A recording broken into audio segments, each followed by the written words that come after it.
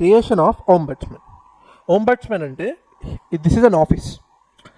ఈ ఆఫీస్ దేని గురించి డీల్ చేస్తుంది అంటే ఇన్సూరెన్సెస్ కోసం డీల్ చేస్తుంది.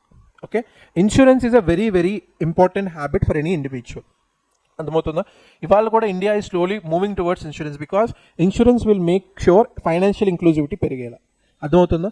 Let's say if you are started paying premium to an institution, let's say మీరు లైఫ్ ఇన్సూరెన్స్ తీసుకున్నారు, ఎవ్రీ మంత్ 200 రూపీస్ కడుతున్నారు. ఓకేనా? కడుతున్నప్పుడు గవర్నమెంట్కి తెలుస్తుందా లేదా, ఎక్స్ అనే person will living in this particular village, he is paying. మీరు ఏంటి అంటే you'll see government doesn't have problem with respect to giving you money, but people don't want to come in to the trader అంతే.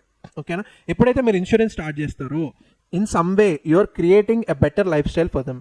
మీరు guarantee ఇస్తున్నారు వాళ్ళ life మీద. Okay, so వీళ్ళు ఏం చెప్తున్నారంటే మీరు చెప్తే నమ్మరు, రీసెంట్గా ఒక 1 year ముందు every year NITI Aayog will see what is the current rate of insurance penetration in India. Insurance ఉండడం కాదు, ఎంత ఇండెప్త్గా అర్బన్లో ఎంత ఎక్కువ ఉంది, రూరల్లో ఎంత ఎక్కువ ఉందని చూస్తున్నారు. మీరు చెప్తే నమ్మరు, in India with respect to Andhra Pradesh insurance అనేది రూరల్ ఏరియాస్లో ఎక్కువ తీసుకుంటారు రాదర్ దెన్ అర్బన్ ఏరియాస్. ఓకేనా? అది ఎందుకో మనకు తెలియదు, but they will do. Penetration of life insurance is more in rural areas but not in urban areas. కానీ ఇక్కడ ఏమవుతుంది అంటే లైఫ్ ఇన్సూరెన్స్ పాలసీస్ ఏవైతే ఉన్నాయో they are very very strong policies.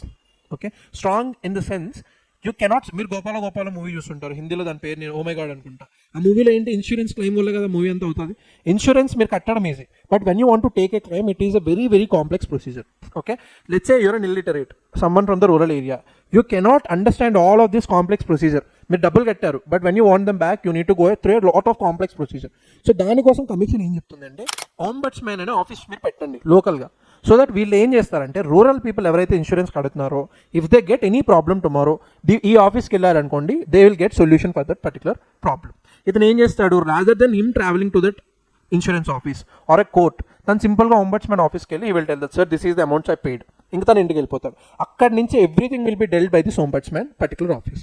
ఓకేనా? ఈ ombudsman is a very very strong institutions. Let's say ఒక insurance company 30 days లోపు దీనికి రిప్లై ఇవ్వలేదు అనుకోండి, సొల్యూషన్ ఇవ్వలేదు అనుకోండి, వాళ్ళు చాలా దారుణమైన ఫైన్స్ లెవే చేస్తారు. ఓకేనా? ఒక కేసు మీద వాళ్ళు 30 days ఏదైనా ఇన్సూరెన్స్ కంపెనీ వాళ్ళకి రిప్లై ఇవ్వకపోతే 80 lakhs 1 crore అలా అంత ఫైన్స్ వేస్తారు. సో ఇప్పుడు ఒక నార్మల్ సిటిజన్కి ఇన్సూరెన్స్ కంపెనీ భయపడుతుందో ఓంబడ్స్మెన్కి భయపడుతుందో?